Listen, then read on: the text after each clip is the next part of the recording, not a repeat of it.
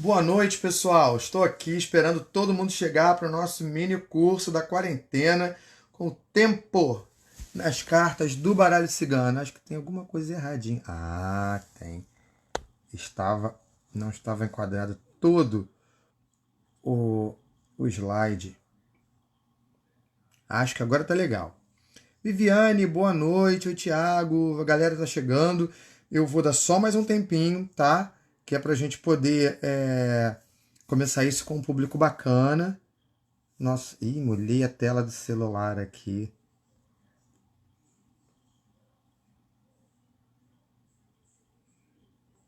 Gente, peraí.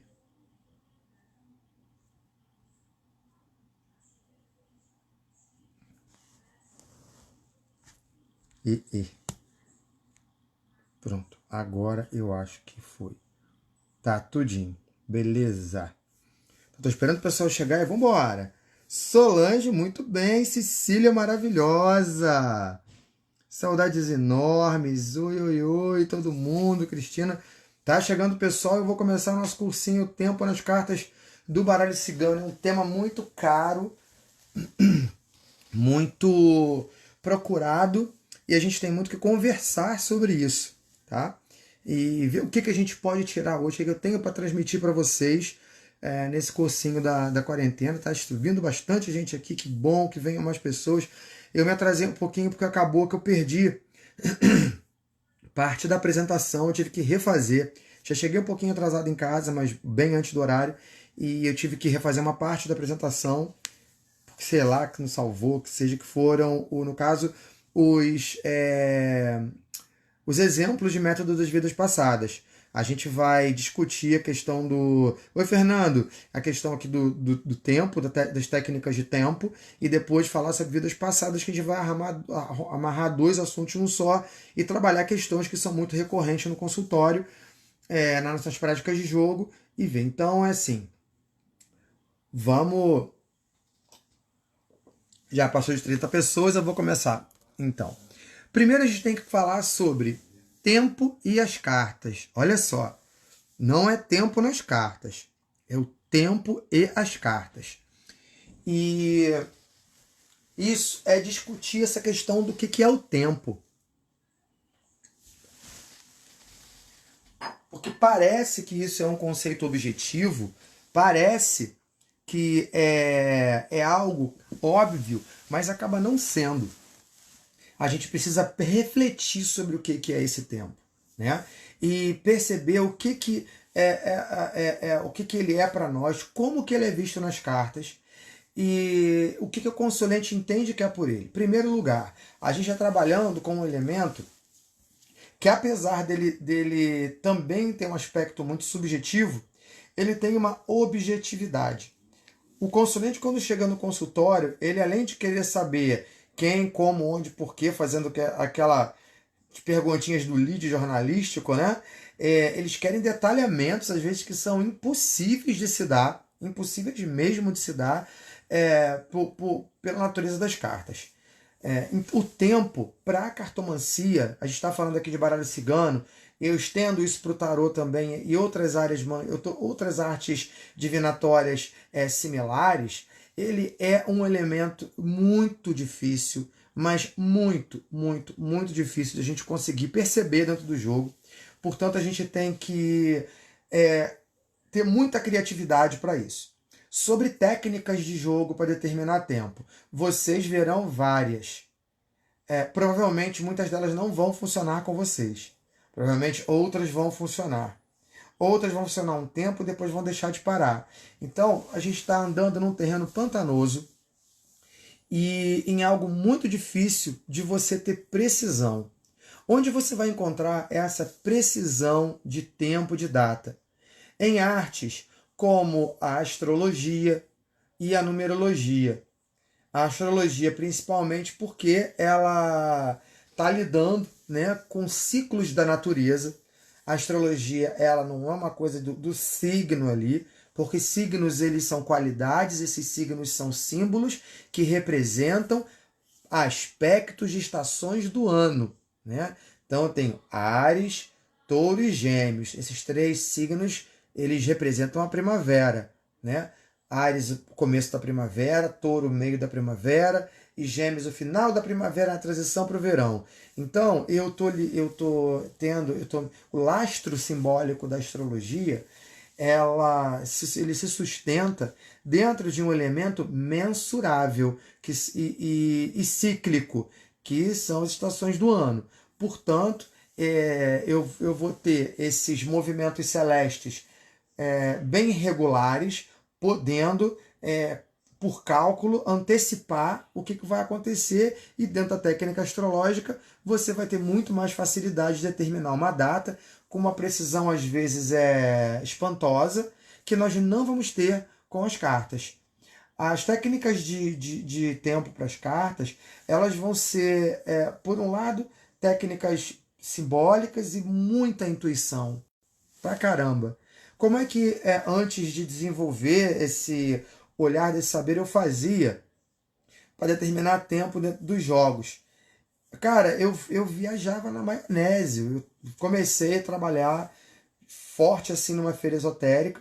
Então eu tinha uma cliente na minha frente que perguntava quando. E naquele momento, inexperiente e imaturo, deixa eu ver, tá ruim a internet, gente? Vocês estão conseguindo me ouvir bem? Beleza.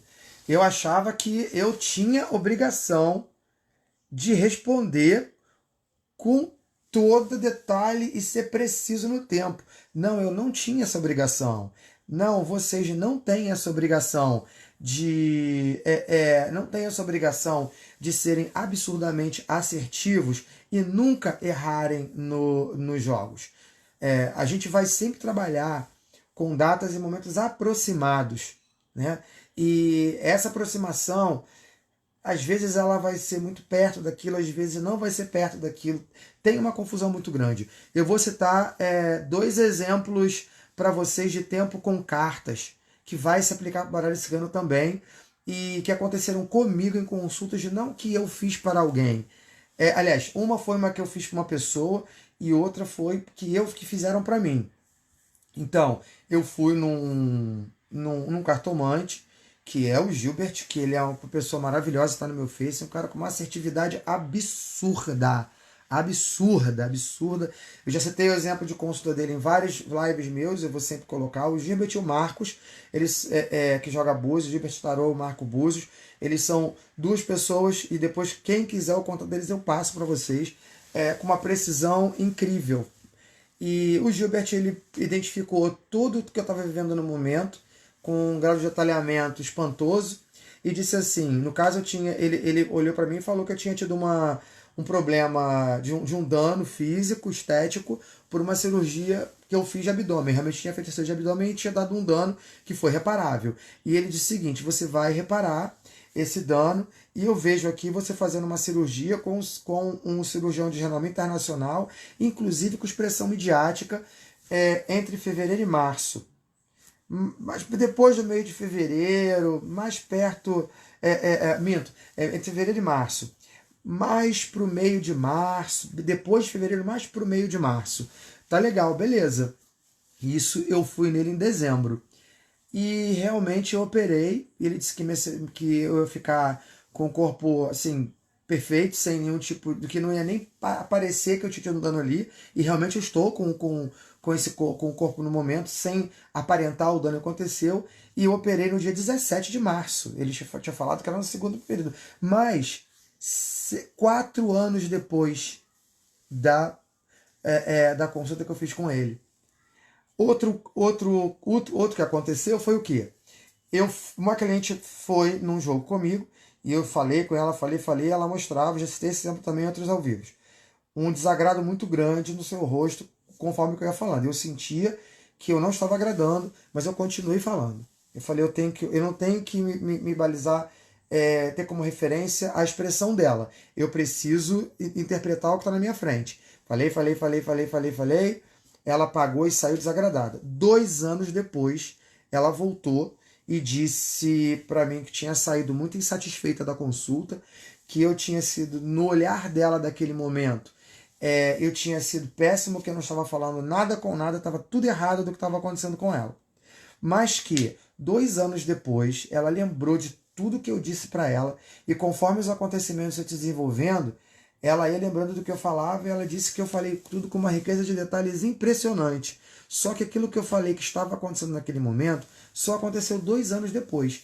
Então, houve nesse momento um erro assertivo, ou seja, eu errei o momento e eu acertei o que foi acontecer 2 anos depois, da mesma forma que o Gilbert ele falou de março. Obviamente que eu entendi que era março do ano que vem. Eu acho que ele também entendeu que era março do outro ano. Mas foi no março de 4 tudo que vai dar expressão midiática. E foi, porque a minha cirurgia ela foi. A minha cirurgia levou a outra, que foi que eu servi de modelo para uma implante de prótese de silicone peitoral. E que foi gravada para um programa da TV Seja na França. E ele falou que daria repercussão internacional, e aconteceu como ele disse, né? Então a gente está vendo algumas coisas aqui, que é o quê? Uma imprecisão, né, que aconteceu em cima de uma assertividade. Todo o nosso campo simbólico, todo o nosso instrumento de trabalho hoje, que são as cartas, eles trabalham com uma linguagem simbólica, certo? Então eles vão ter essa questão daquilo que não é muito preciso, daquilo que não é muito certo, e mesmo o acerto, você às vezes não vai acertar no momento que você vê, no momento que você entende. Esse acerto ele pode acontecer com uma diferença muito grande ou muito pequena de data. Eu estou bem aqui, pessoal, estou vendo bem, as pessoas estão entrando e saindo do meu Face. Minha internet, por enquanto, aqui está legal. Todo mundo está conseguindo ver bem. Os comentários estão subindo perfeitamente aqui para mim. Vocês estão com dificuldade de ver?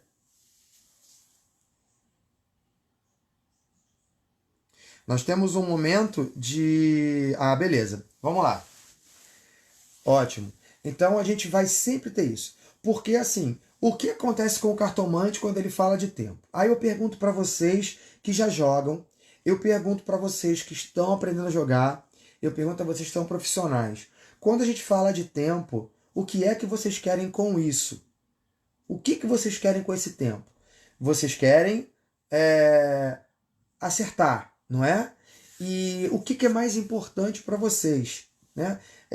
Porque entender a imprecisão do jogo e entender que o erro faz parte do jogo, principalmente com um elemento que ele é muito escorregadio e ele é muito difícil de você conquistar, né? Porque às vezes a pessoa ela entra com uma expectativa, o consulente entra no seu consultório achando que você vai dizer tudo da sua vida e que você vai acertar com uma precisão milimétrica, descrição de características e datas de acontecimentos.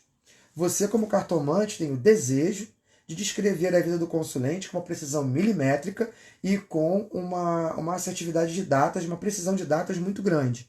Mas a realidade é que isso pode acontecer ou não. Você pode errar tudo, ou você pode acertar parcialmente, ou você pode acertar tudo, mas, no caso do tempo, né, com uma margem você pode acertar as datas, mas com alguma imprecisão. Então é muito importante, absurdamente importante, que vocês entendam isso. Não existe acerto total sempre. Quando ele acontecer, comemorem, celebrem, vocês deram sorte, porque você pode dominar a técnica que for, vai chegar uma hora que ela não vai funcionar. E aí, nós temos assim, quais são os fatores que levam a essa dificuldade, essa imprecisão do tempo? Há situações que elas estão numa fase inicial do seu desenvolvimento. Tudo que está na sua fase inicial de desenvolvimento, ela está mais passível de transformação. o próprio barro que ainda está molhado, então eu posso dar a forma que eu quiser com ele. Depois que ele secar, não tem mais como mexer. Então, no momento que o consulente chega para você, numa fase inicial ou numa fase que ainda é possível interferência dessa questão, quando você fizer uma previsão, ele vai poder, consciente disso, deslocar essa data ou eliminar essa previsão. Agora, quando eu tenho uma situação que já está construída ou que ela é fatal, ou seja, fatal não de morte, mas que ela é fatídica, vamos dizer assim, que ela é fatídica, você não vai ter como alterar isso, né? E aí essa precisão ela já vai começar, ela já vai ter um caráter de maior assertividade para aquilo que você jogar.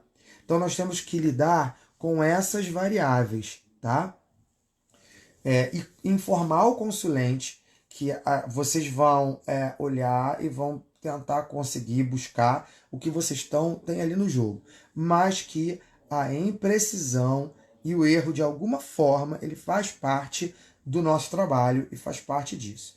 Então, recapitulando, a gente primeiro tem que entender o tempo, depois eu vou fazer algumas conjecturas de tempo mais para frente ali, né? Porque nós ainda temos, por uma questão de organização mental, nós linearizamos o tempo para que a gente trabalha, nossa mente trabalha com narrativas, e as narrativas elas acontecem de forma linear, nossas narrativas são lineares, então a gente lineariza esse tempo. Só que o tempo acaba por não ser linear, né? O Fernando colocou aqui, é possível dizer que o tempo é variável por conta de que as escolhas, opiniões, desejos envolvidos também mudam com bastante frequência? Fernando, isso é uma das possibilidades, tá, da variabilidade de tempo.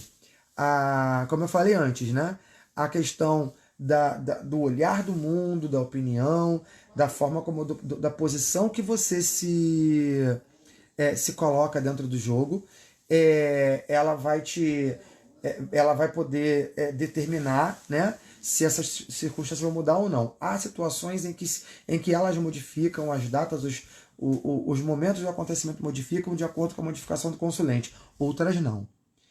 Vamos botar um outro exemplo que eu tive aqui. Meu pai ficou doente. Eu abri o jogo e vi que era uma doença incurável e eu queria morrer. E aí depois eu continuei abrindo o jogo e perguntei quando que ele vai morrer. E eu vi que ele morreria em dezembro. E ele morreu em dezembro, dia 9 de dezembro. Nesse caso, a minha opinião não mudaria nada.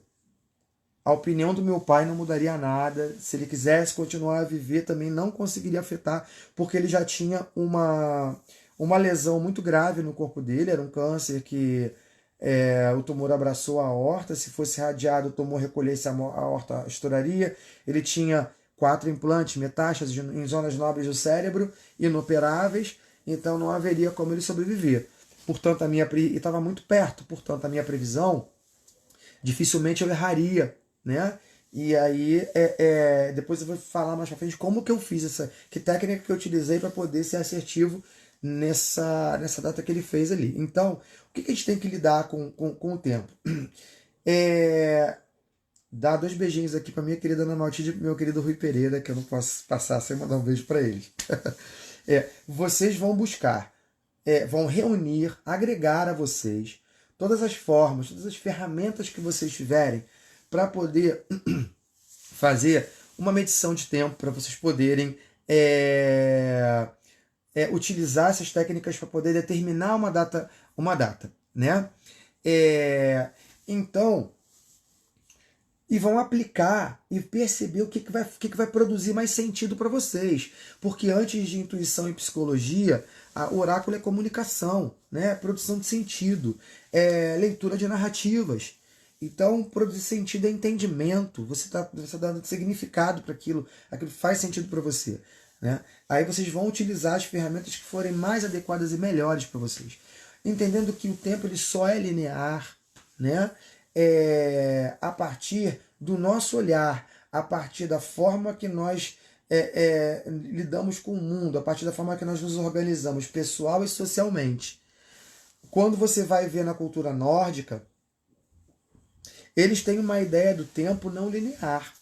Eles têm uma ideia do tempo como se fossem os eventos que vão acontecendo simultaneamente. que é mais ou menos como eu penso. Então, quando eles falavam do futuro, eles não falavam do que estava lá na frente, eles se referiam ao vir a ser. E o que é o vir a ser? O vir a ser é o despertar de um potencial presente. Então, eles estavam percebendo que o que a gente enxerga que está lá na frente, ou seja, enxerga o futuro no sentido de separação, de distância, eles apenas enxergavam o futuro como uma forma em potencial de, né? Então, essa percepção de tempo é muito importante para a gente ter, né? Que a linearidade temporal ela é apenas uma forma de entendimento, mas que o tempo não necessariamente seja linear. Então, não diria isso. Vocês podem usar isso sim, mas não é o que eu vou apresentar aqui. Eu vou apresentar técnicas criativas para a gente poder pensar isso. Quando eu dou meus cursos, né, que eu ensino amigos e alunos, amigos e clientes e tudo mais, e meus alunos em geral, eu apresento as técnicas, mas a minha preocupação não é o entendimento da técnica. A minha preocupação é que o meu objetivo, né, é justamente tentar dar uma autonomia para essa pessoa poder se apropriar desse baralho e construir a sua linguagem, né, construir a sua linguagem para você poder falar com ele. E direcionar o olhar para que ele possa ver da sua forma. Então o tempo ele vai acabar sendo, né, um elemento que presente no jogo, que ele vai ser construído pra caramba muito mais a partir desse momento intuitivo e criativo do consulente, que pode ser associado técnicas ou não para que aconteça. Teve uma vez que perguntas horrorosas que você tem de consultório, que é assim, ele vai me ligar, tem o cliente ou a cliente que tem um relacionamento, ou esse relacionamento está balançado, está no estágio inicial, essa pessoa ela está assim, transbordando de expectativas e desejos, e precisa saber se aquela pessoa está interessada ou não, se ela vai ligar ou não, e porque tem que saber agora, e naquele primeiro movimento, né, naquele primeiro movimento, que eu falei para vocês que eu achava que eu tinha obrigação de responder tudo que o consulente perguntasse, do jeito que ele queria, como ele queria, eu olhei para o jogo e falei assim para ela, olha, eu vejo ele te ligando sim. Ele vai te ligar entre o dia 24 e 27 do mês qualquer lá. Aí ela depois voltou assim, você acertou, ele me ligou no dia 26. Isso, tá? E tem os números se repetindo entre o 4 e o 7. Então é entre 24 e 27. Eu não sei como eu fiz isso, eu não consigo reproduzir isso. Mas eu acertei. Então isso foi uma experiência que aconteceu. Então a gente precisa entender essa imprecisão e essa falta de domínio da técnica. Né? Que a gente vai... outra coisa que a gente vai perceber. Voltei. Alguma coisa que travou, tô de volta. Tô aqui de novo, vamos recapitular. Travou sim. A gente está num pico de utilização da internet, né? Esse pico ele vai fazer com que haja sobrecarga de rede, né? Um engarrafamento aqui nas redes e possivelmente em alguns momentos isso pode travar, né? Mas a gente já está aqui de volta. Então eu estava falando para vocês dessa questão dessa subjetividade do tempo nas cartas e dessa dificuldade de ter uma técnica precisa para poder fazer. Então vocês vão ter que trabalhar com isso.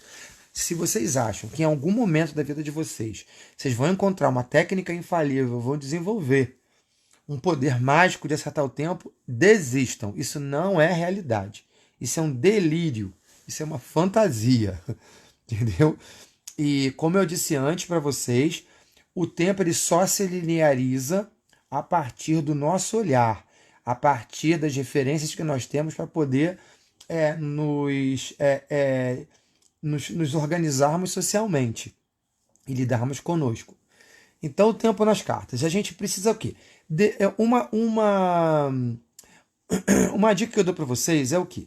Definir, quando der, um tempo para consulta. O cliente veio para mim hoje. Ah, olá, querida, boa tarde, farei um jogo para você. Talvez esse cliente até pergunte para você antes, né? É, Alex, quanto tempo é o seu jogo? E essa pergunta é muito pertinente, porque isso vai fazer com que a pessoa consiga administrar essa informação dentro de um período, né?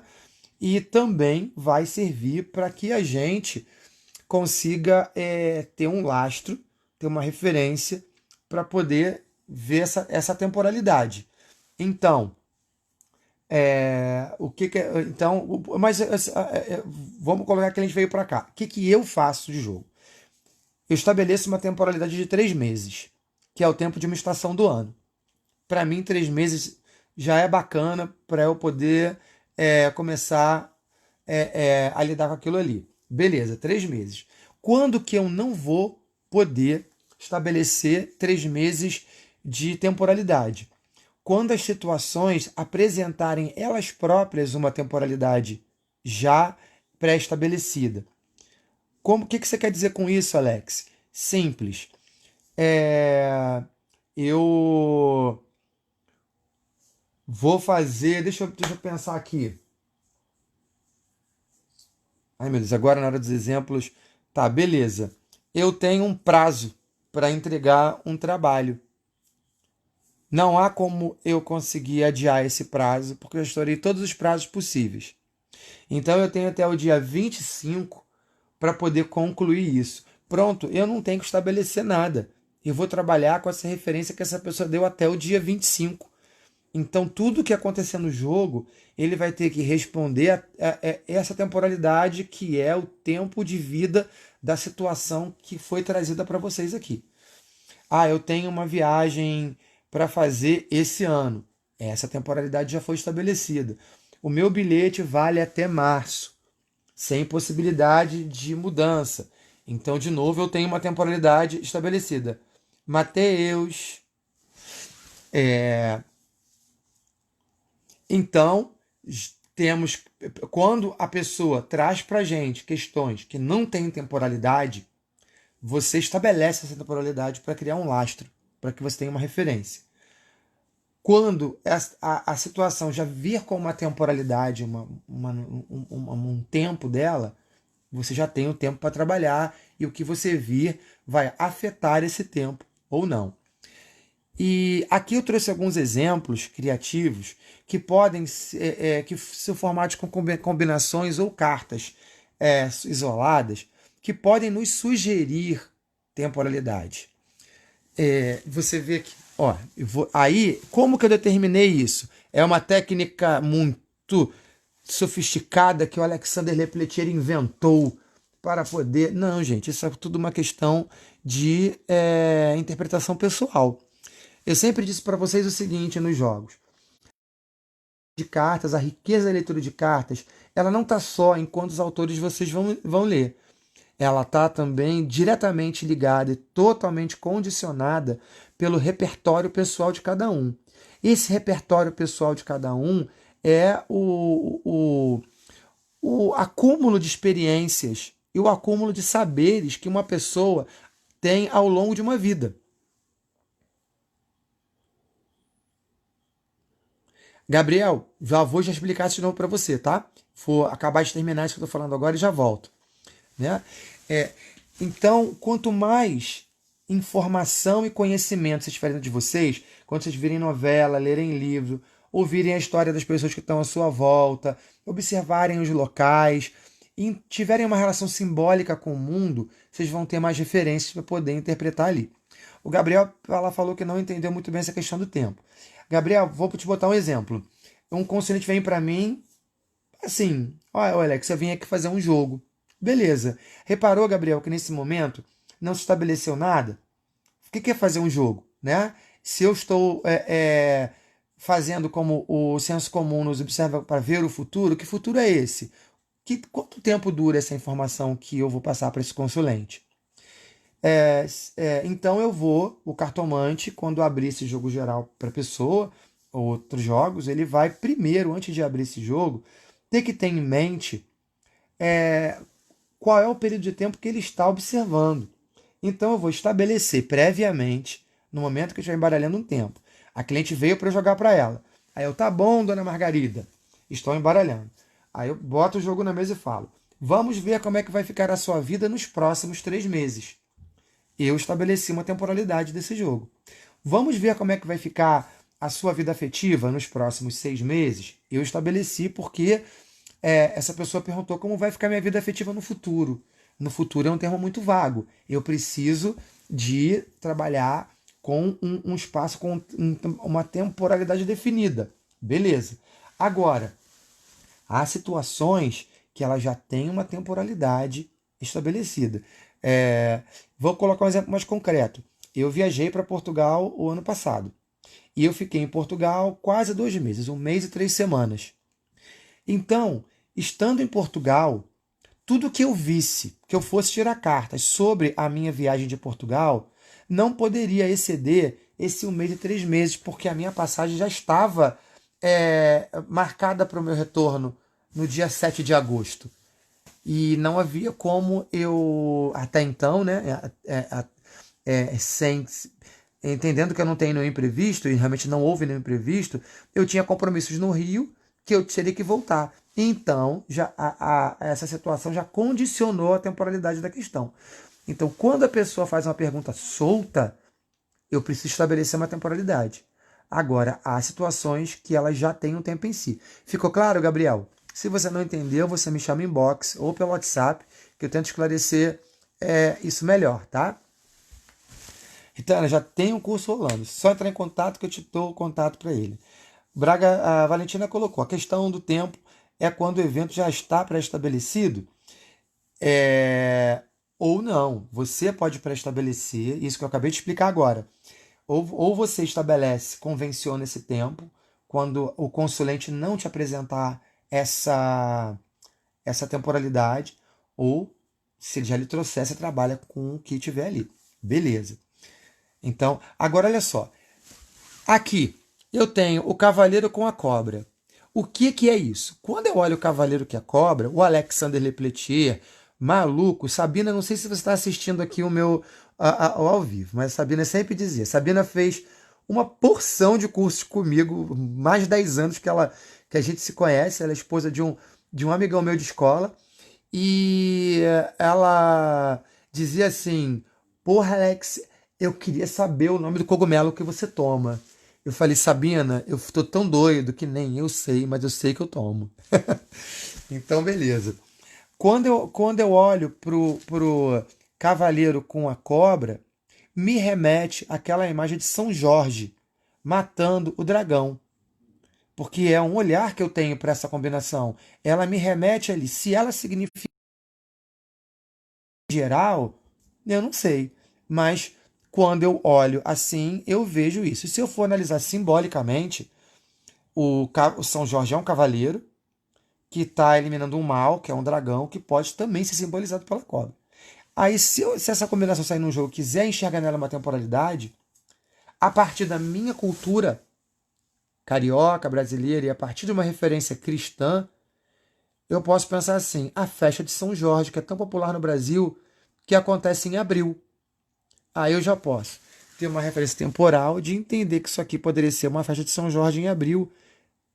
Como que você vai usar isso? Sei lá, cara. Quando isso aparecer no jogo e eu tiver essa combinação de cartas e eu precisar de ter uma data, eu não vou ter nem um pouco de constrangimento em olhar para aí e jogar isso para o consulente em abril.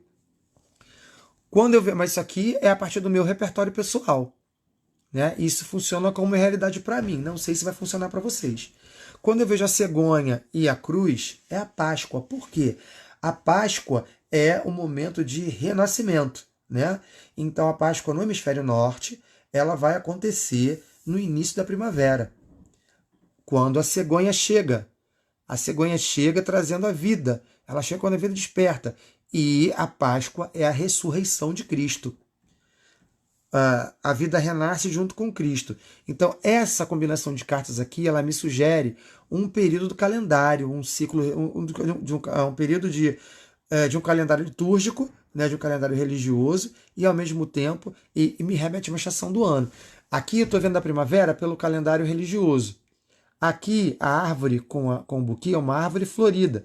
Eu estou vendo a primavera justamente pela sua característica de estação do ano, né? E então eu já vou entender que essas duas cartas podem simbolizar a primavera, essas duas combinações de cartas.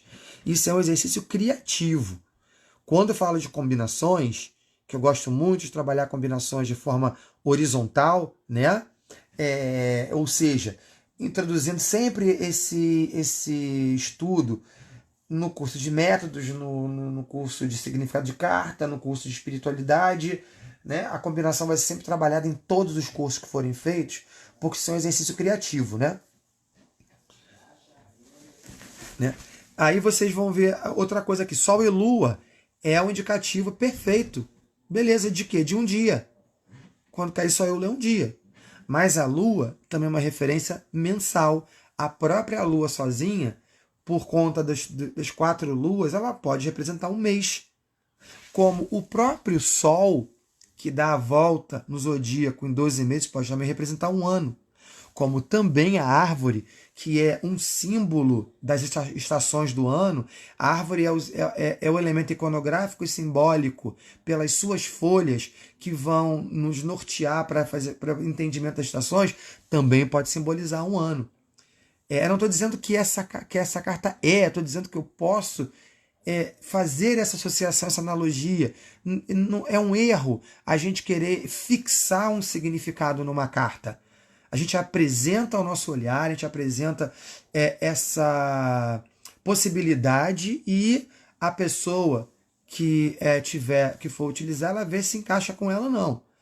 Olha que interessante. O que é isso aqui? A raposa com o jardim. O carnaval, onde a gente pretende, a gente finge ser quem a gente não é.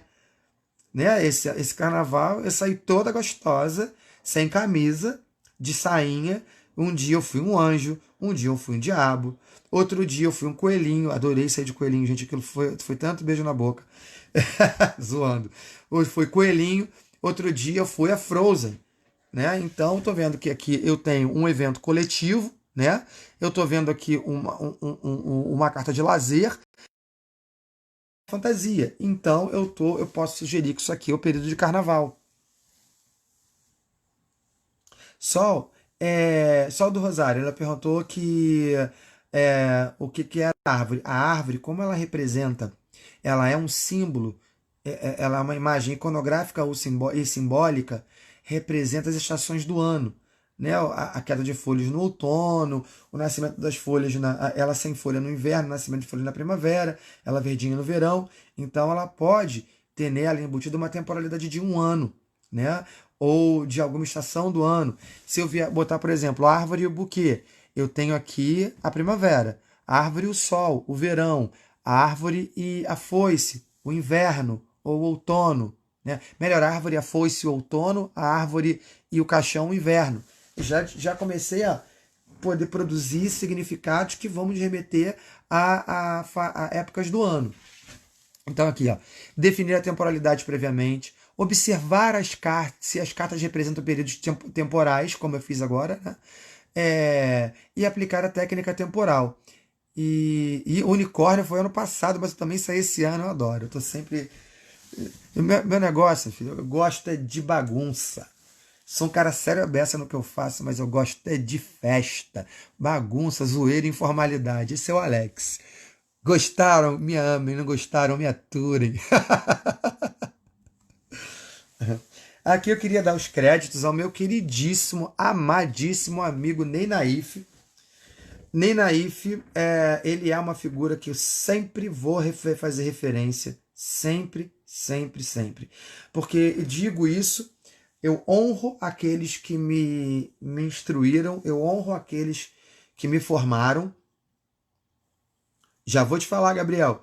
E o Ney, eu vou sempre honrar o impacto que a obra do Ney teve na minha vida em primeiro lugar, antes de eu conhecê-lo, e depois que ele se tornou meu amigo pessoal, né?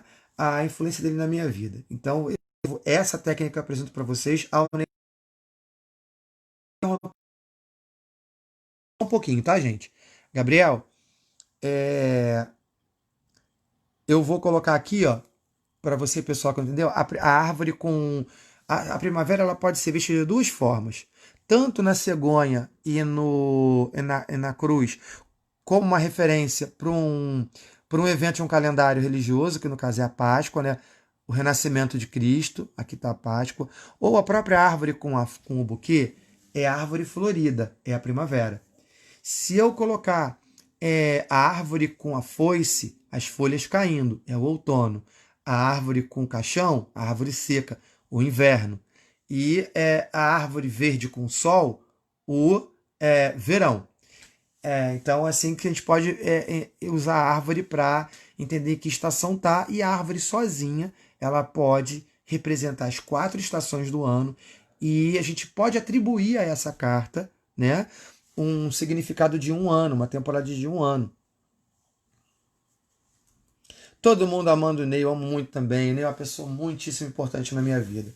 Então, o que o Ney fez? Se eu tenho hoje o olhar para o Lenormand, o trabalho que eu construí do Lenormand a partir das minhas observações e estudos, ele só pôde acontecer porque eu li a obra do Ney de Tarot, que me ensinou a pesquisar, que me ensinou a limpar um monte de coisas que nos dizem que tem que ser, mas são muito mais dogmas da nova era, né? Dogmas do esquizoterismo, que é o esoterismo esquizofrênico, do que mais. Então, ele criou essa técnica para o tarô e eu adequei o Lenormand. Então, eu acredito a ele a criação dessa técnica e a minha adequação para o Lenormand. Então, ele colocou, nossa, nem manda. Ele separa muito bem o tarô do campo do qual está sendo consultado. Amoroso, trabalho. Eu separo menos do que o Ney. Eu gosto de uma integração maior, mas entendo Ritana, essa separação que ele faz. Pra caramba, eu utilizo também, mas de uma forma mais misturada, uma separação meio misturada que eu vou falar em outros mini cursos que eu vou dar aqui. Então, o que o Ney fez? O Ney pegou as cartas do tarô e ele disse assim, estabeleça uma temporalidade, por exemplo, 2 meses.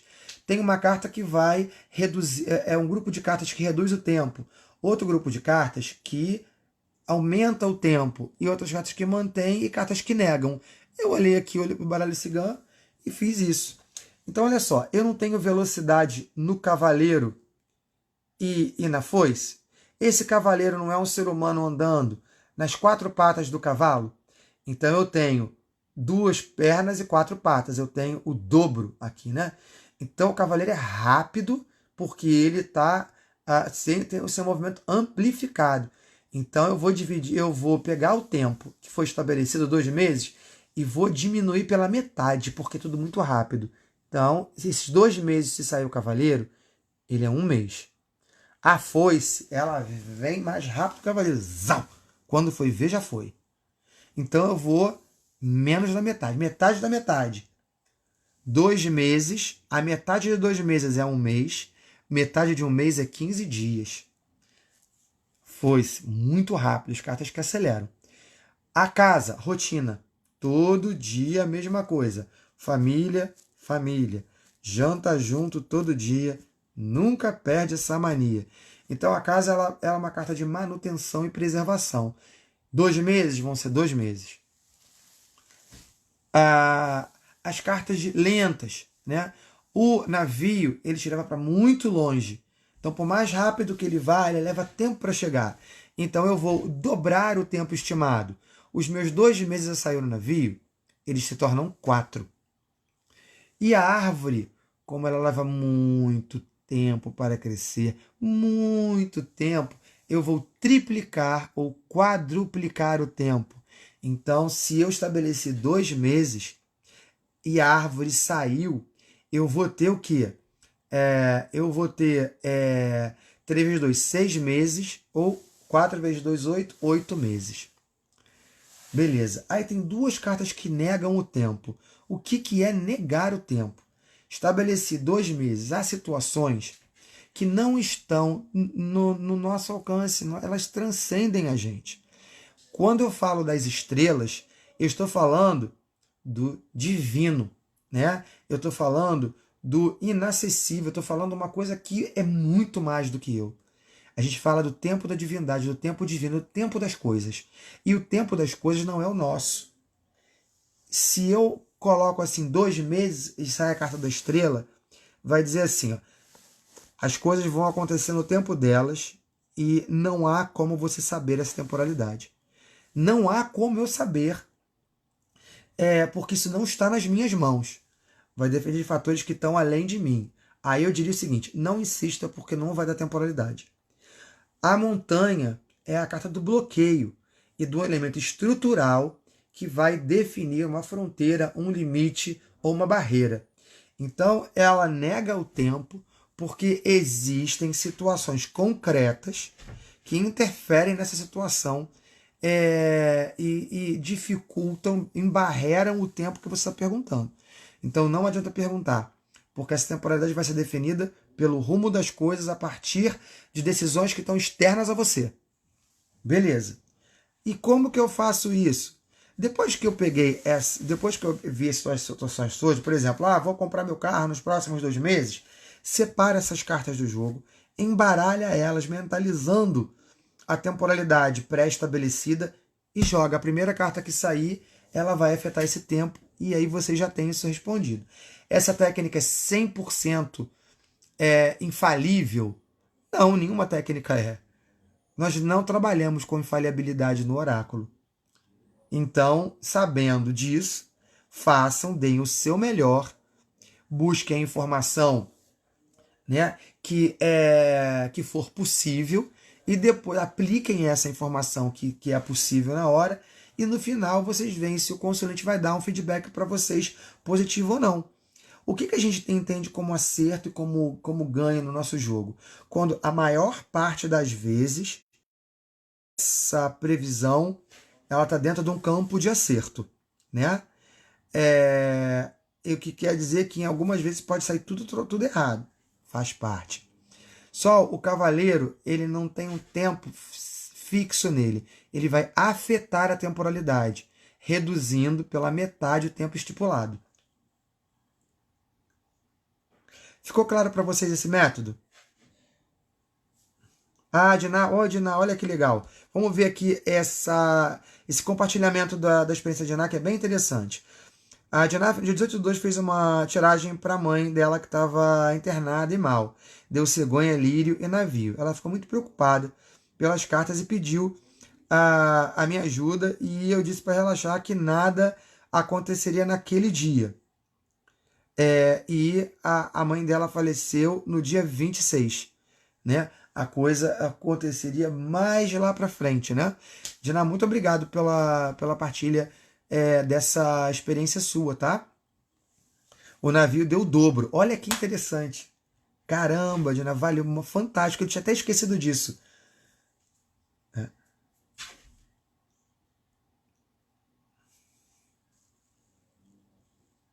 Deixa eu ver aqui. Não, não taroteando. Olha, o que você vai fazer? Você vai jogar normalmente. Você vai, por exemplo, vou, entendi o que você quis dizer. Peraí. Vou conseguir um emprego daqui a 2 meses? Sim, separa só essas cartas, embaralha e joga. E aí você vai ver, você vai buscar como essas cartas vão afetar essa temporalidade.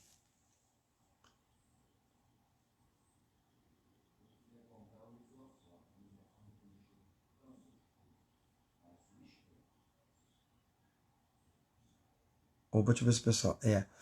Então, galera, a gente vai trocando isso. Então, essas são as formas de temporalidade que eu apresentei para vocês. O que eu estou colocando aqui para vocês, tem várias alunas minhas aqui. Eu coloco no curso. Nós precisamos estudar e aprender cartomancia com autonomia. E a criatividade, ela é um elemento fundamental para a nossa interpretação. Então, quanto mais liberdade que eu tiver de interpretar esse símbolo, relacionar ele com informações que eu tenho, criar os nossos contos ali, mais preciso nós vamos ser. Olha aqui, tem mais uma. A Isabela do Lago colocou aqui. Outra questão com a montanha que tem. O que tenho percebido nas minhas jogadas é um atraso, uma barreira que atrasa, mas não impossibilita totalmente, mas que precisa de um esforço bem maior para conseguir realizar, exatamente. E fora de um contexto de uma técnica pré-estabelecida, eu também, Isabela, vejo isso.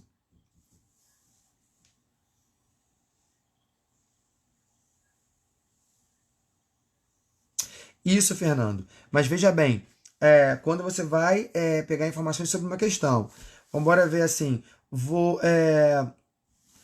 conseguir um namorado nos próximos 3 meses? Você já pode separar essas cartinhas que eu coloquei aqui, né? Essas 2, 4, 6, 7 cartinhas e jogar só com elas, porque a pergunta é só temporal. Agora, quando a pergunta pedir uma qualidade, aí eu vou jogar ali, né? Vou jogar todas as cartas juntas, né? Isso, Valentina, o tempo. Isso aqui é para tempo. São as cartas indicadoras de tempo.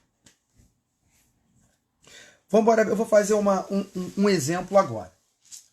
Vocês não estão vendo, mas eu vou falar aqui porque eu não tenho como colocar a câmera para aqui. Então eu vou separar, eu tô com o meu baralho aqui, que é um baralho que eu comprei de madeira do Rui, um baralho maravilhoso. Olha que lindo, gente, como é que é esse baralho, que bonito. Ele é, opa, deixa eu ver aqui, não dá para vocês verem, né? Ele é uma rodelinha de madeira. Ó, já tá começando a dar, opa. Ah, é aqui. Olha aqui, ó. É uma rodelinha de madeira. Que bacana, né? Então eu vou separar aqui as cartas de tempo. Vou fazer uma pergunta pessoal para isso daqui. Vou ver a fitação de tempo e vou falar para vocês, né, depois o que saiu. Então vamos separar montanha, vamos separar estrelas, vamos separar árvore, vamos separar navio, vamos separar cavaleiro. Cadê você, bonitão, que estava na minha mão agora? Cavaleiro, vamos separar foice. Foice, beleza, tem aqui 2, 4, 6, falta mais uma. Casa, casa, beleza. Eu tenho aqui, né, na minha mão as cartas que definem tempo. Deixa eu ver o que eu tenho para fazer agora. Então vamos perguntar o seguinte: eu vou conseguir concluir um texto grande que eu estou escrevendo até o final do ano? Vou tirar as cartas aqui. Foi-se. Opa, até o final do ano. Me diga uma coisa, quanto tempo tem até o final do ano? Nós estamos em que mês? O ano termina em dezembro. Nós estamos no mês 4, certo?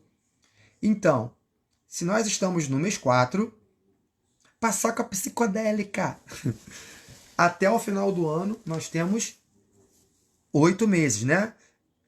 8 meses. Abril. Beleza, 8 meses. Se eu tirei a foice, eu vou diminuir isso de metade da metade.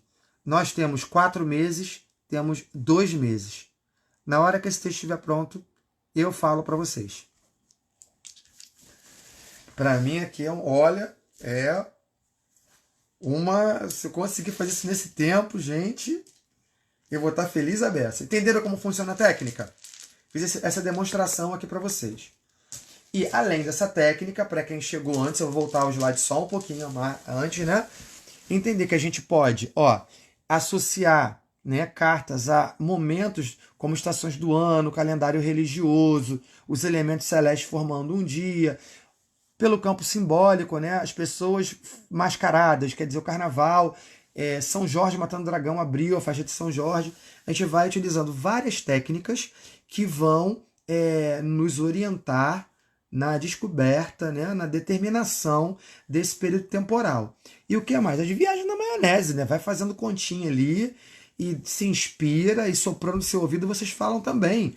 Manda brasa, cara. A ideia é agregar o máximo de informação.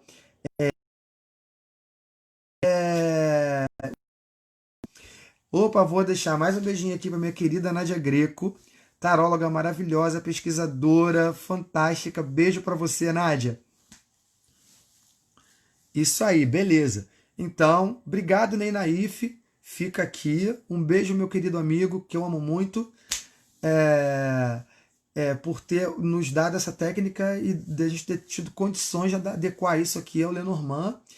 E isso está sendo de muita utilidade. É como eu falo, a obra do Ney, principalmente o primeiro livro dele, que é o Tarô, Ocultismo e Simbologia, ele é uma obra que transcende as fronteiras do tarô e já vai afetar e vai se ligar em outras áreas, como está chegando aqui no Lenormand, através do meu trabalho e também de outras pessoas.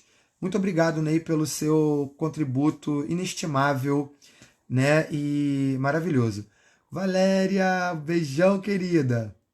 Sou fã da Valéria. Gente, a Valéria está fazendo um trabalho muito bacana no Instagram dela, lendo poesias, está tão bonito. Vão lá, vão seguir a Valéria lá para ver que ela oferece tanta coisa de boa pra gente, Né, Valéria? Valéria Lima, maravilhosa, poderosa, linda. Vamos falar um pouco sobre vidas passadas, que hoje eu peguei essa lua minguante para a gente poder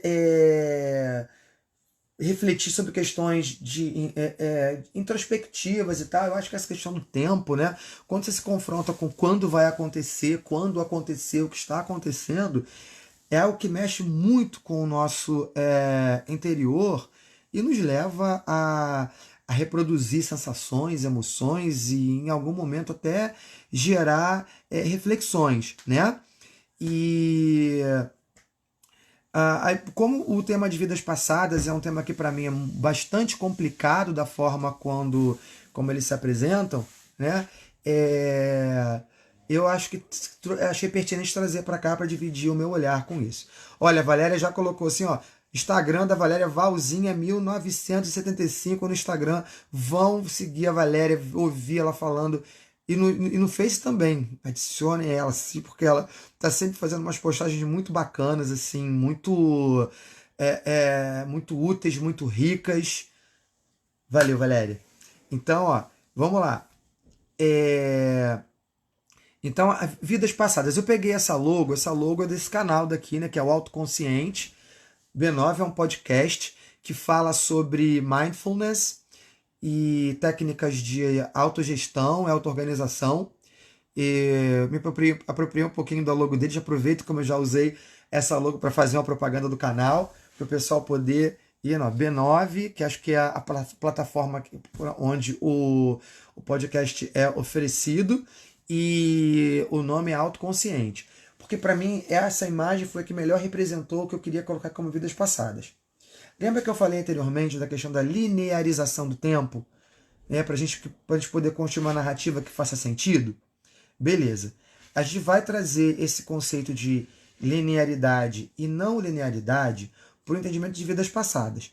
Muitos clientes vêm para o nosso consultório e perguntam sobre vidas passadas. Outros não perguntam, mas vêm com informações que eles obtiveram por outros profissionais, ou por técnicas, ou literatura que eles tiveram, que remeteram à questão das vidas passadas. Então isso é um tema relevante para a gente. Particularmente, não me interessa, a nível pessoal, saber o que eu fui na outra vida, porque isso já passou e eu não tenho nenhuma memória disso. Então, eu estou fora disso. E aí eu estou agora compartilhando uma opinião pessoal, que eu não estou impondo isso para vocês, estou compartilhando.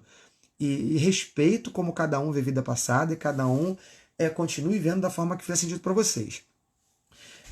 A vida passada, ela é a vida passada oferecida pelo mercado da autoajuda esotérico, ele é uma grande armadilha da vaidade e do vitimismo, onde você vai conseguir se justificar tudo que você é agora por um monte de coisa, vai querer dizer que você é uma pessoa especial porque você foi rainha da vida passada.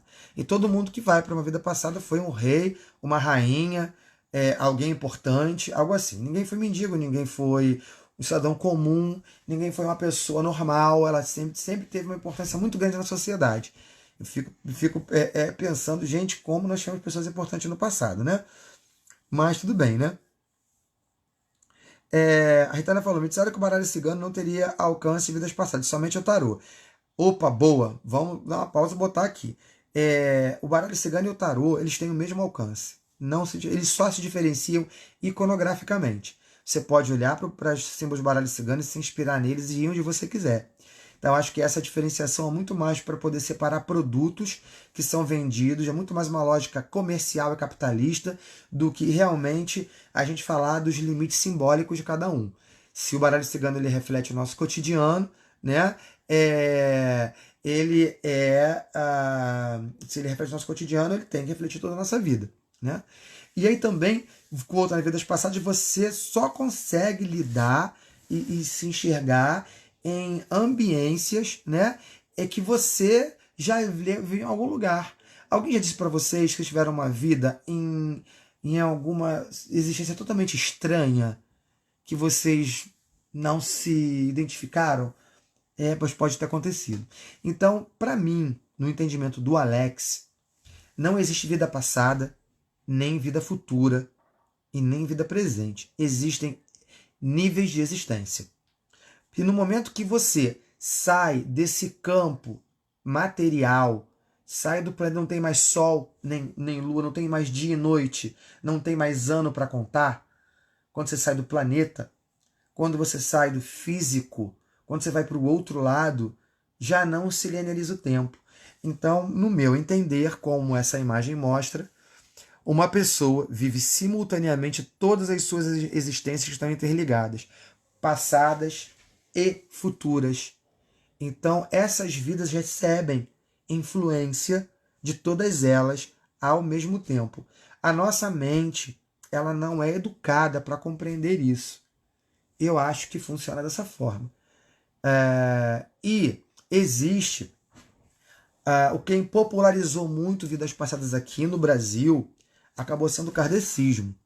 E o kardecismo ele tem problemas muito grandes ali que vão acabar gerando opressões, né? Gerando má interpretações e gerando também, isso estou falando do lado mais negativo da coisa, isso é o lado positivo, tá? Eles vão gerar ruído de entendimento. E como o kardecismo se sustenta numa lógica judaico-cristã, né, de culpa e sofrimento, tem sempre a corruptela, né? Você corrompe o entendimento de karma, como sendo o efeito que você causa no mundo, o efeito que se gera no mundo, né? A ação que você faz, ela vai produzir efeitos, não é ação e reação, é ação e produção de efeitos. Depois é o vivenciar esse efeito, né? Ele é entendido como pagar. Você foi naquela vida isso, agora você está aqui pagando aquilo. Gente, eu não concordo com isso. Eu não acho que se você foi eu não acho que Hitler se reencarnou, né? Agora, se a gente for observar o momento de outra existência do Hitler, ele vai estar sendo punido porque matou gente. Ele teve uma experiência como assassino, ele pode ter uma experiência como uma pessoa que está curando o mundo, ele pode estar por isso ou por aquilo. Nós temos experiências que nos acrescentam, experiências que nos constroem. E a partir do efeito dessa experiência no mundo, ela vai ser boa ou ruim só aqui, só nesse momento. Não acho que isso vai se repercutir depois. Né? Então, a gente vive uma simultaneidade. Para mim, o meu olhar é esse. Quando você busca, né, uma referência de uma outra vida, que a gente vai chamar de vida passada, quando você fala de vida passada, você já está... Voltou. Caiu a internet, voltou. E aí é bom que vocês vão refletindo nisso agora. São aquelas quebras de internet que tem aqui. Já tô de volta.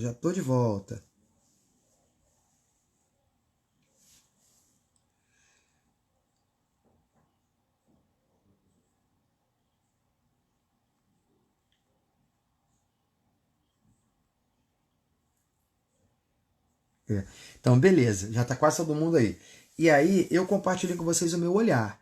A partir dessa referência, a gente entende que a gente precisa se espelhar e se ver em algum outro momento ou algum outro lugar para poder se compreender.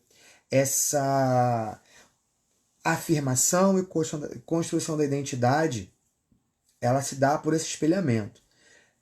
Portanto, a vida passada, ela pode ser uma ferramenta que a gente compreende para dar sentido ao que a gente tem agora, tá? Quais foram as minhas experiências de vida passada? Eu fiz uma regressão só e decidi que eu não faria mais, que eu estava ótimo. Então eu me vi numa vida onde eu era um deficiente físico e mental, eu tinha um corpo atrofiado, era como se eu fosse no momento que eu vi um homem de 40 e poucos anos, que nasceu com paralisia cerebral e tinha várias atrofias pelo corpo, que estava babando num lugar que era como se fosse um chiqueirinho, um berço, né? Ali numa casa, sei lá, nos anos 40 ou 50, sem ventilador e ar-condicionado, com tudo muito quente, e eu com calor ali, e eu quando vi isso, eu entendi a minha falta de destreza, às vezes, e agilidade de algumas formas, a minha distração, a minha falta de coordenação motora.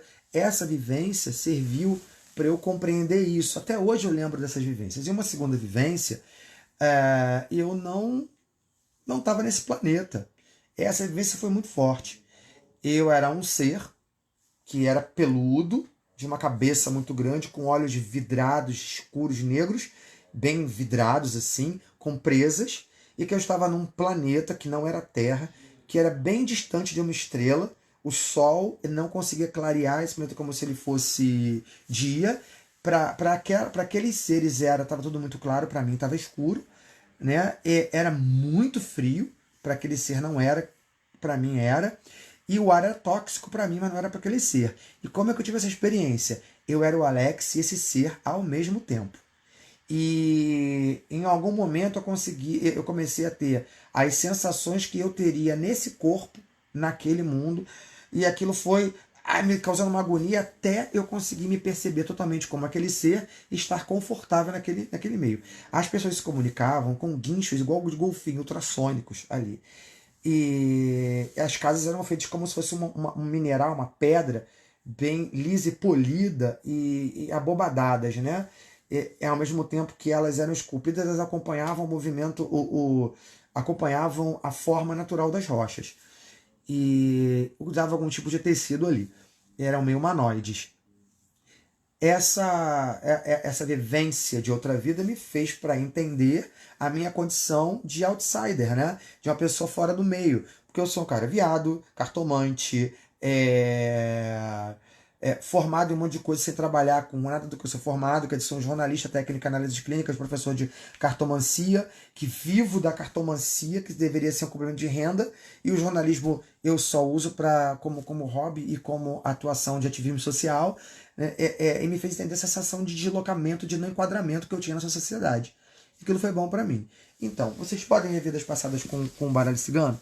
Podem. Agora, perceber assim, que vida passada é essa, né? E o olhar de vocês para essas vidas passadas é que vai definir o que vocês vão enxergar. E que vida é essa? É a última vida para trás? Eu não sei, gente. Eu posso dizer assim. É uma de suas existências. E vamos ver se a gente encontra correspondência nessas existências do que você é agora. Eu não sei se isso se é para frente ou se é para trás. Mas vamos chamar de vida passada. Só por uma questão didática aqui, né? A Ritana colocou: fui tratar diversos problemas que enfrento, diva essencial e falta de preenchimento, inclusive suicídio, e em diversas vidas eu me matava. Aí você entendeu que é uma recorrência. E quando você viu isso, né, Ritana, essa narrativa que foi produzida, produzida, quando eu falo, não é inventada, mas produzida pela mente, que ela te produziu isso para você poder teve esse vislumbre dessa existência, e agora você tem essa opção de interromper esse ciclo, né? Você tem a opção de continuar esse ciclo ou de interromper esse ciclo, onde o padrão era sempre o suicídio, né? Agora cabe a você decidir o que você vai fazer ou não e as pessoas respeitarem isso ou não, né? Então tá aqui. Esse é o método das vidas passadas. Como que ele é feito? Né?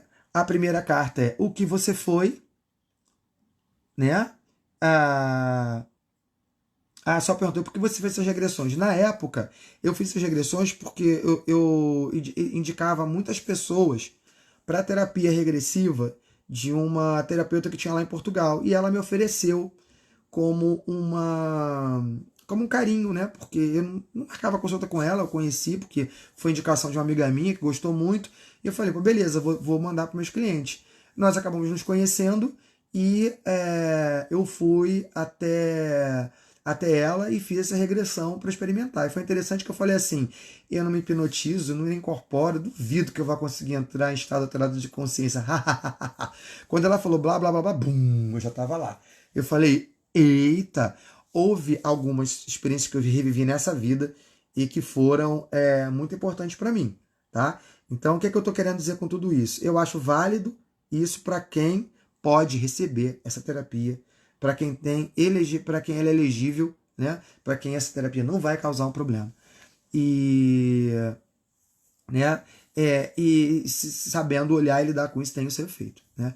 Então aqui a gente vai entender, tá sempre buscando vidas passadas, né? O que você foi e o que você lembra, né? Que lugar que você ocupava nessa existência, que personagem você foi nessa história dessa outra vida, né? O que você lembra não é necessariamente uma lembrança da vida passada. Em alguns casos pode até ser, mas seriam fatores conscientes que você identifica que parece que isso veio com você. Que você pode, de repente, até associar a um parente ou algo, mas que veio de outra vida.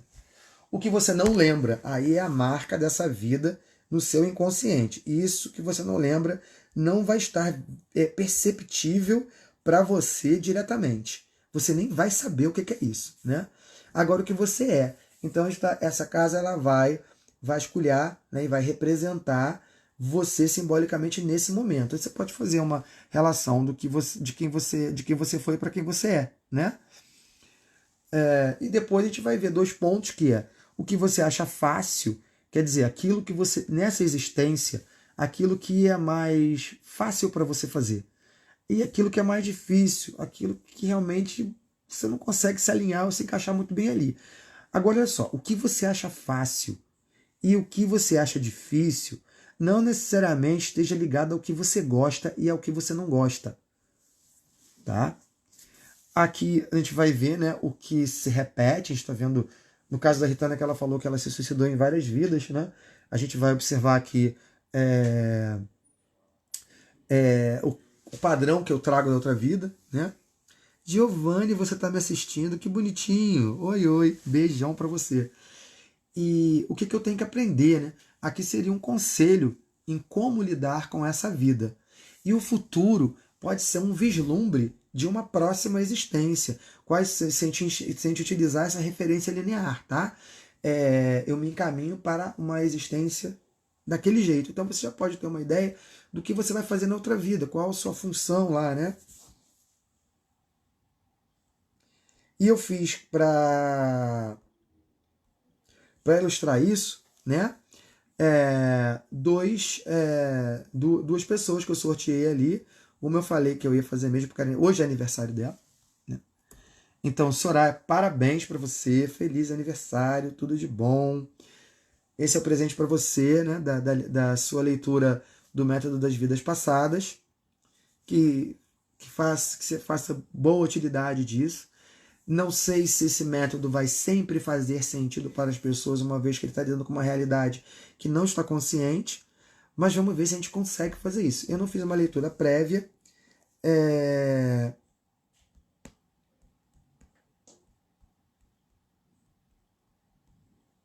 Vou fazer a leitura agora.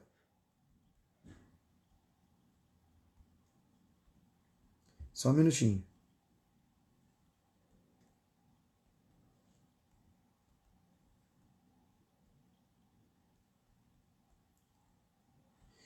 Vou fazer essa leitura agora com vocês, né? Aquela coisa, quem sabe faz ao vivo. Será que eu sei? Vamos ver, né?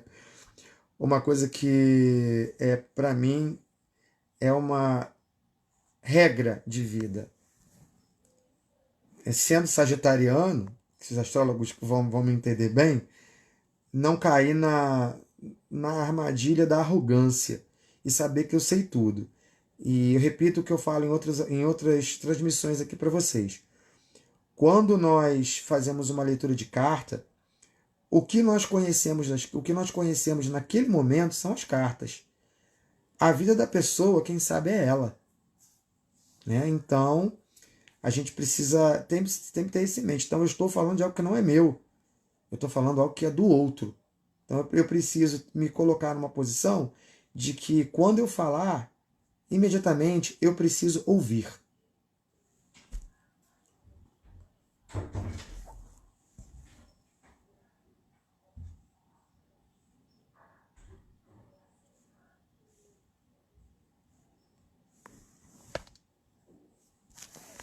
Então vamos lá.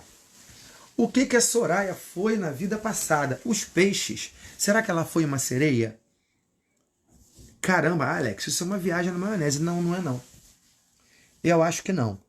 Eu não estou dizendo que ela foi uma sereia, não. Agora eu estou colocando uma hipótese aqui. Dentro das infinitas possibilidades de existência, eu posso existir no mundo de fantasia, eu posso existir em outro planeta. Eu não vou me restringir a uma realidade humana só.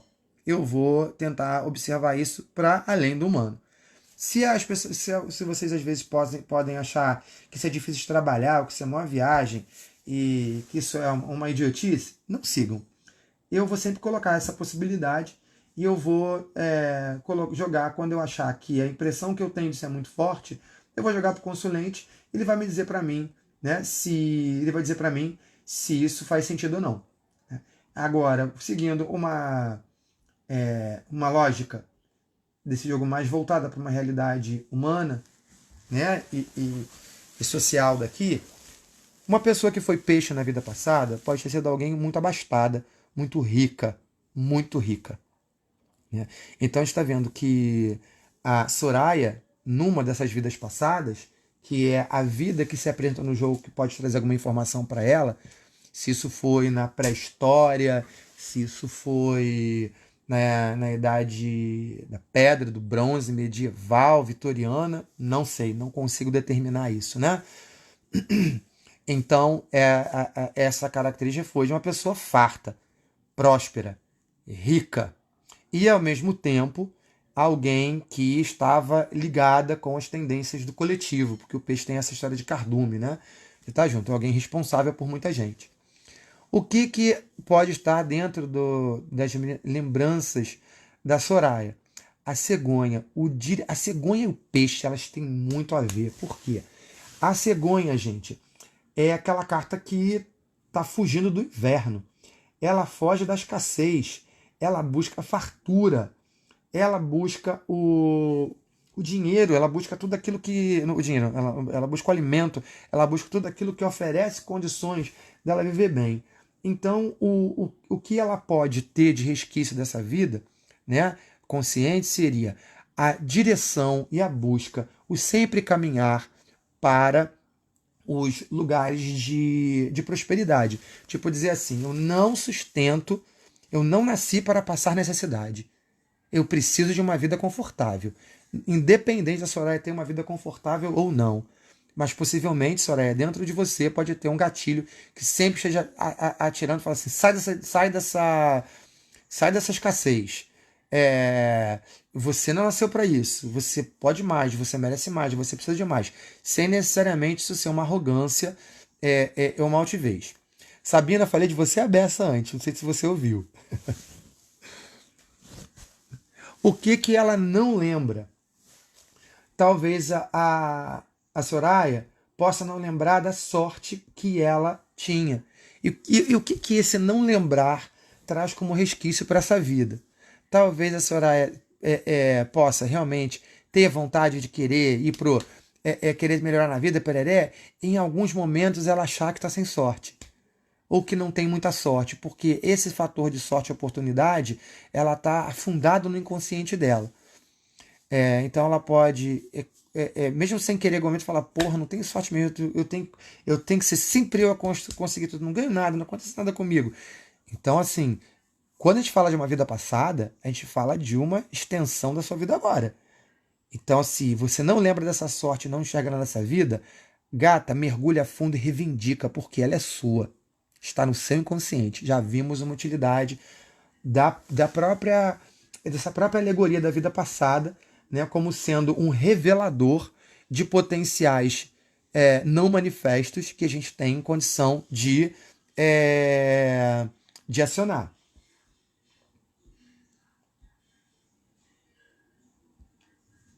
O que nós temos aí? O que a Soraya é agora? A Soraya é a foice. E como é que você interpretaria?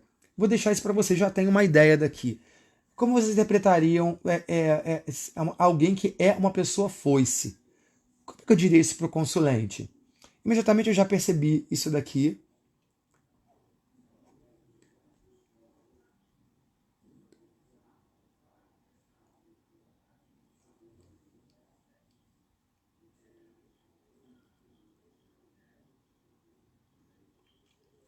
Vamos ver aí. A Bianca colocou trabalhador demais. Ótimo. Aí a Bianca buscou o quê? O significado da foice como instrumento de trabalho. Perfeito. Uma pessoa impulsiva, o Gabriel Scott colocou isso. Pode ser também.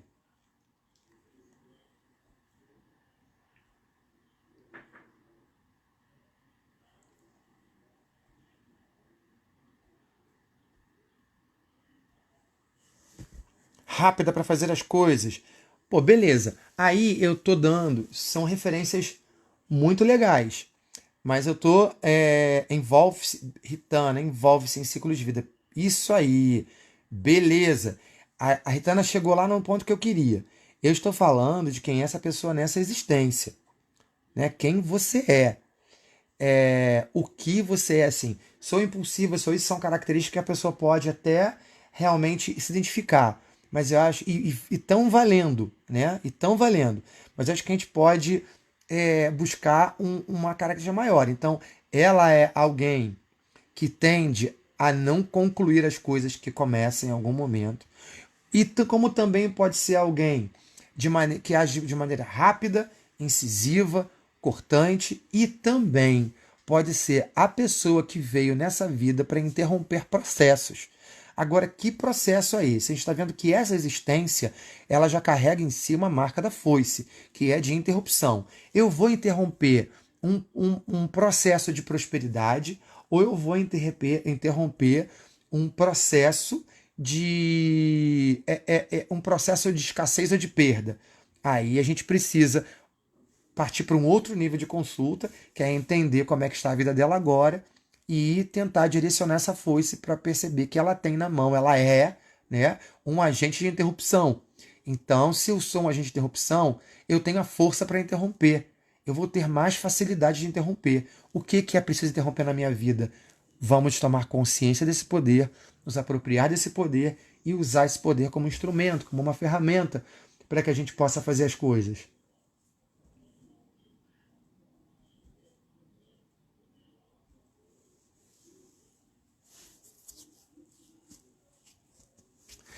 Agora, o que que a Soraya pode achar mais fácil nessa vida? Acha fácil, acho que até essa parece mal colocado, que acha fácil, acha o que é fácil para a pessoa. Então existe uma tendência de imaginação e fantasia. Ou seja, a Soraya ela pode ser uma boa leitura de cartas porque ela consegue imaginar muito bem. A nuvem ela fala do que é imaterial, a nuvem ela fala do que é viajante, fantasioso, é daquilo que é abstrato. Então é fácil para Solange falar sobre coisas subjetivas, é fácil para Solange se perder nela própria também. É fácil para Soraya, desculpa, é fácil para Soraya se perder nela própria, é fácil para Soraya se enganar, é fácil para Soraya se perder. E cuidado, porque pode haver uma facilidade para se deprimir ou para buscar fugas em drogas, bebida ou algo assim. Existe essa facilidade ali. O que é difícil para Soraya nesse momento. Para Soraya pode ser difícil, buquê, assumir as suas qualidades. Ela pode ser qualificada, boa e bonita para os outros, mas de repente não consegue ser para ela mesma. Reunir e reconhecer em si as suas melhores qualidades. O buquê. O que se repete nessa vida? O livro. O que vocês poderiam entender como um movimento repetitivo no livro?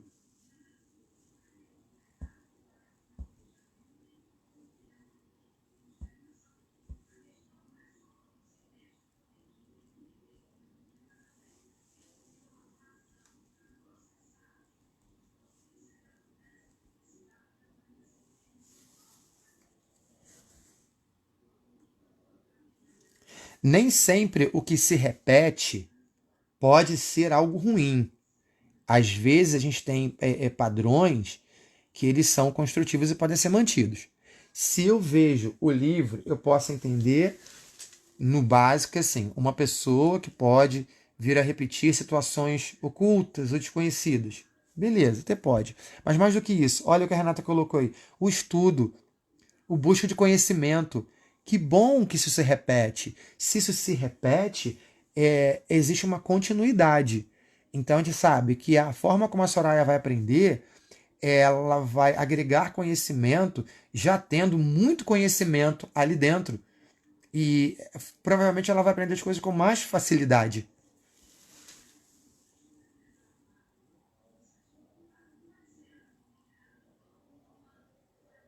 O Gabriel colocou, mantém o mesmo padrão de pensamento difícil de desconstruir. É... Gabriel, você tocou num ponto muito interessante. Que pode ser, sim, o Gabriel tocou, ele teve um olhar muito rico dessa carta.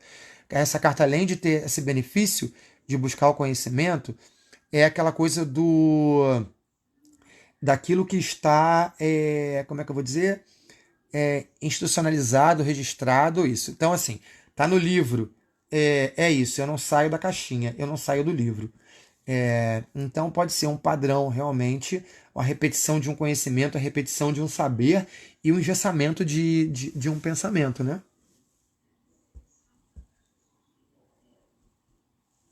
Bacana, Gabriel, muito bem colocado isso. E o que que ela tem que aprender?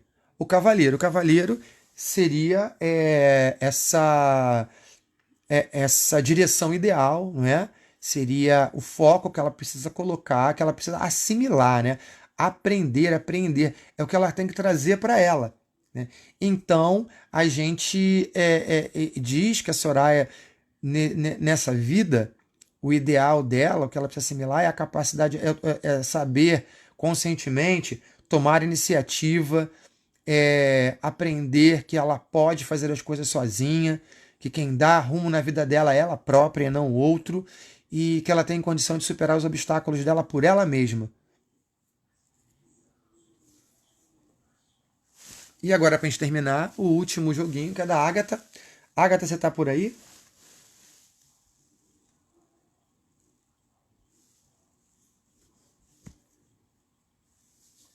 Né? Então vamos lá ver aqui.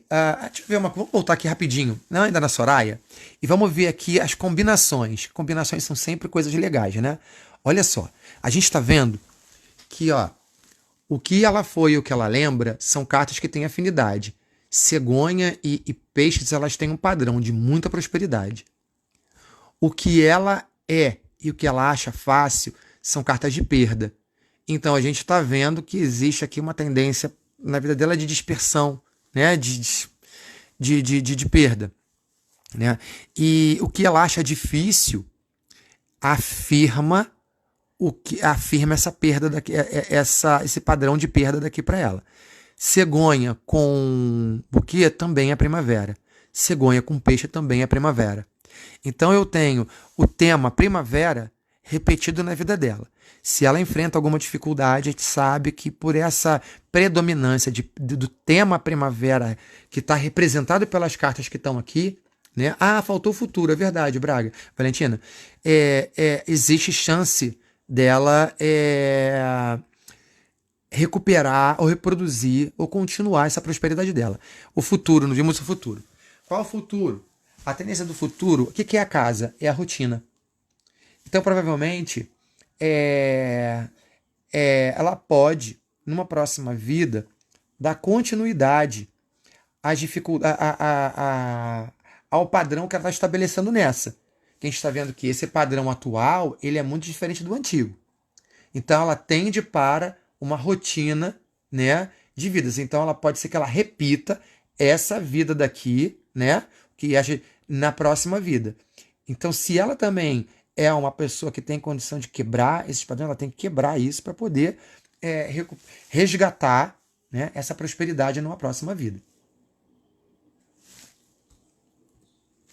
E a Agatha, para a gente terminar nosso mini curso de hoje. Vocês estão gostando do mini curso, gente? Eu estou adorando. Porque eu gosto de dar aula pra caramba, né?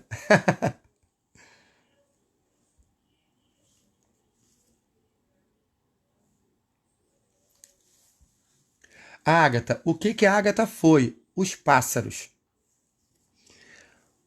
Os pássaros é já de cara alguém que anda em bando. Então ela não foi uma pessoa que viveu toda a vida dela sozinha, né? Ela viveu a vida dela sempre cercada de pessoas e dentro de um grupo. Que tipo de grupo é esse? Pássaros. Um grupo livre, solto, e que corria pelo mundo, como se fosse uma cigana ou como se fosse alguém mesmo descolado, hippie.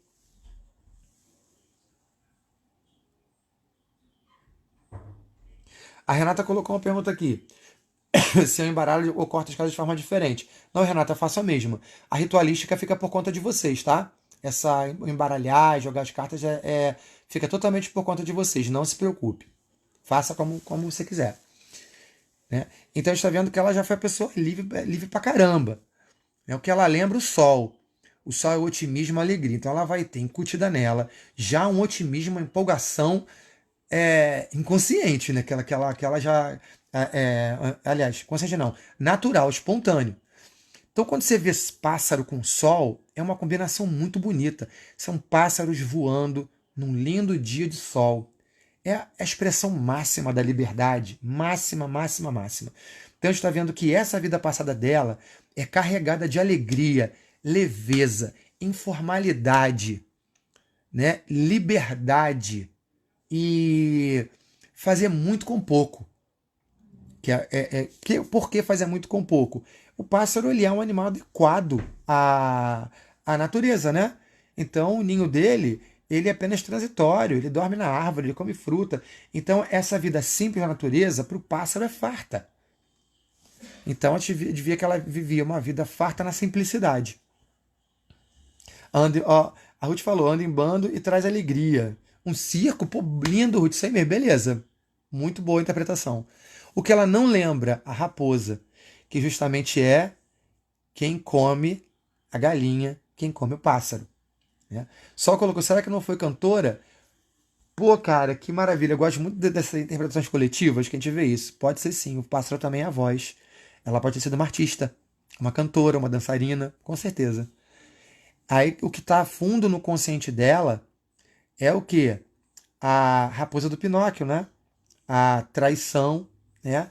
A partir do aliciamento, né? Então, é alguém que chegou perto dela, ou alguma situação que reproduzia e se identificava com essa alegria e liberdade, e que pertinho do lado passou a perna nela e aquilo ficou como um trauma, uma coisa ali. Então ela vai ter resquícios dessa liberdade, vai estar sempre com o pé atrás, né? Uma sensação de uma certa desconfiança dos outros, tipo assim, essa pessoa não é essa coisa boazinha que ela parece, não. O que a Agatha é nesse momento? Olha só, o que ela lembra, que é o resquício da vida passada, e quem ela é, o sol com o buquê, alegria. Então dá uma ideia de que essa alegria da vida passada continua na Agatha agora. Então ela é um buquê, alguém alegre, feliz. Olha só, está análogo também aos pássaros, que gostam de estar em grupos, que gostam de estar com as pessoas, e que o buquê também é o artesanato, e que pode de alguma forma ter latente ou desenvolvido algum dom artístico, algum senso estético, alguma coisa com a beleza, com tá bonita, com algo assim. Então, essa vida tem muito da vida passada dela, melhorada. O que ela acha fácil, a montanha. Então, olha só, com toda essa alegria, agora para ela é como se ela vivesse uma vida em que vai ser mais fácil identificar os limites que de repente aquele pássaro com o sol não enxergava. Aí eu diria que essa montanha, ela já não vem tão ruim assim, né? O lado mais sombrio dessa montanha é realmente ter um talento para encontrar dificuldade. Não, você vai ter que começar a ver obstacularizar as coisas, né? O que ela acha difícil? A chave. O que pode ser difícil para ela é abrir novas portas. A chave ela não tem só a questão de solução. A chave também é um momento onde eu estou criando oportunidades e abrindo oportunidades. Né? Então pode ser difícil para ter essa coragem de abrir uma porta. ao mesmo tempo que tem essa alegria toda, né? Aí você, se o que ela acha fácil é a montanha, o que é difícil é a chave, então provavelmente ela tem uma tendência a se cristalizar em zona de conforto. Aí já fez mais sentido quando eu juntei as duas cartas, né? O que se repete na vida dela? O que vocês acham que se repete, simbolizado pela carta da carta?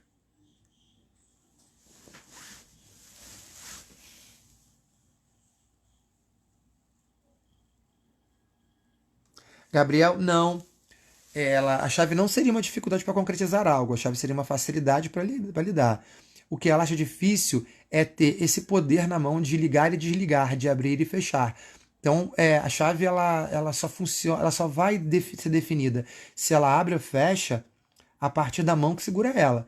Então, ela pode realmente ter assim um problema de tomada de decisões, né?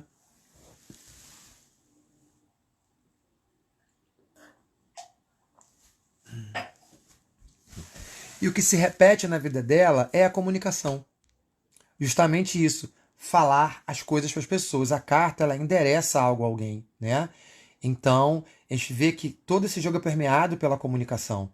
A comunicação no pássaro, a comunicação no buquê. O buquê é uma carta que comunica, porque ela expressa, ela dá forma ao sentimento, ela passa uma mensagem. A raposa, como maior arma que tem, é a comunicação, né? E a carta a comunicação. Eu tenho a comunicação como um elemento muito presente na vida aqui da Ágata, tanto passada quanto presente.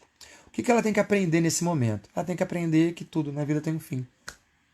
Então, aquela coisa de ter medo de dar um passo para frente, de seguir em frente, pereré, ou de tomar decisões, pode ser o medo de responsabilidade pela perda, ou medo da perda, querer ter uma tendência otimista conservadora, que quer preservar aquilo que ela tem e tem dificuldade de perder. Então, o que é necessário aprender é entender que a vida acaba, né? E saber botar um ponto final nas coisas, saber esvaziar tudo também, não acumular muito, porque se ela é o buquê, ela está sempre agregando, então ela tem que aprender a jogar fora. Qual o futuro? O caminho para a próxima vida dela, você vê que tem ali a árvore, né? A árvore é uma carta de desenvolvimento, ela é uma carta de um grande presente que está ali desenvolvendo, desenvolvendo, desenvolvendo. Então, eu diria que ela tende a manter grandes características dessas duas vidas e, como um Pokémon, evoluir para um estágio diferente numa vida futura. Olha que bacana, queria aqui, olha, mandar um beijo, um abraço para o queridíssimo Caio Vitorino, né? Ele é um dos nossos pesquisadores de cultura africana, né? De tradição de religião de orixá. E sigam o Caio no perfil dele, na página dele, ele está escrevendo um livro também.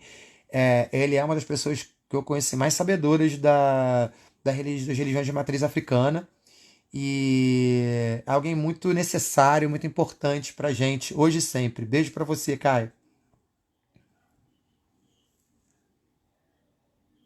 A Valentina colocou Renascer das Cinzas. Porque a morte, realmente, a morte com o caixão com a árvore é Renascer das Cinzas, né? É a própria oliveira que ela brota depois de ter morrido. O Gabriel colocou, o futuro indicaria esta vida de agora? Não, o futuro é a próxima vida. A gente vai observar para que rumo que ela está tomando.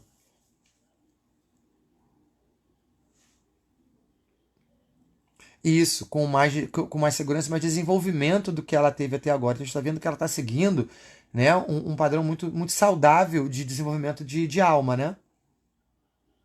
Giovanni colocou, é possível que ela tenha sido uma poeta ou escritora? Viabilíssimo isso. Totalmente, pode sim. Então, meus queridos, minhas queridas e minhas queridas, era isso que eu tinha para oferecer para vocês. Eu tinha falado 3 pessoas hoje, mas como eu perdi, vou fazer isso rápido. Espero que vocês tenham aproveitado, que a gente tenha preenchido esse tempo da quarentena. Fiquem em casa. Isolamento social nesse momento é a única forma que a gente tem de controlar o coronavírus. Ouçam a Organização Mundial de Saúde, o Ministério da Saúde, os órgãos de pesquisa. Atentem para a dimensão da gravidade do que a gente está vivendo. E somente sendo conscientes é que a gente vai conseguir mudar isso. Fiquem em casa se puderem. Quando saírem, saiam para o estritamente necessário. Pessoas que estão sofrendo ameaças em casa, Eu lamento que hoje maior segurança seja o maior ponto de segurança. Caso haja possibilidade, né, tentem procurar apoio pela rede ou abrigos que possam procurar vocês. Se vocês não conseguirem fazer sozinhos, procurem ajuda. Infelizmente, as fórmulas que a gente tem para tudo isso, elas não são aplicáveis a todos, né? Então a gente tem que ter muito olhar para as exceções e tentar buscar alternativas para elas. Mas façam isso, se puderem, fiquem em casa e vamos ser conscientes. Lavem as mãos, higienizem-se, mantenham a distância do próximo, usem máscara e não esqueçam que no momento que vocês não estiverem fazendo, vocês estão colocando a vida dos outros em risco e depois a de vocês, tá? Beijo grande para vocês aí. Tchau, tchau!